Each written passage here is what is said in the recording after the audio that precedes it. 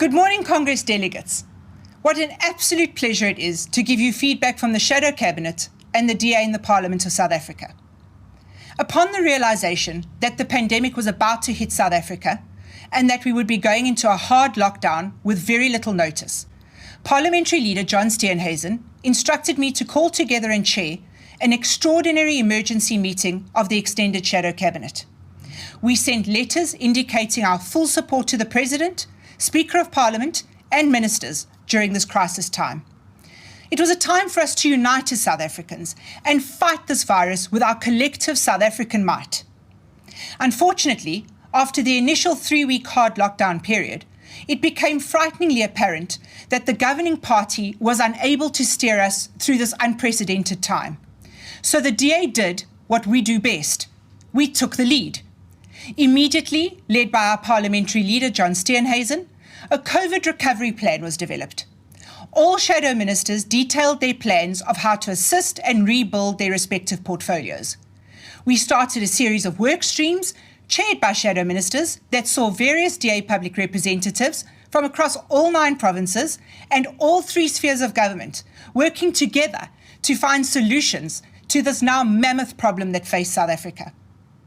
We started the difficult process of outlining how to save lives as well as livelihoods, from police brutality to social grant failures, from UIF disasters to winning court cases to get the economy open again, from the health department meltdown, except in the Western Cape, a tourism state of disaster, transport nightmares across the country, an intrusive defence force, a washing line border fence, and an education system left in turmoil. The DA Shadow Cabinet worked harder, smarter, and more determinedly than I have ever seen any grouping work before. I am therefore grateful to have this Congress platform to thank the Shadow Cabinet for their exceptional work during the COVID pandemic. You are the unsung heroes of South Africa, and the honour is mine to call you colleagues. Thanks to the unrelenting pressure placed on the Department of Energy, we are finally seeing the opening up of the energy sector to allow diversification of energy supply, and thanks to the continued pressure brought by the DA's EMO bill, Eskom will finally be unbundled. The wheels of justice may turn slowly, but turn they do. We are finally seeing the fruits of our labour as those who tried to steal the state, piece by piece, through the web of state capture, are arrested and brought to book. Our motion to have the public protector removed from office is before the House.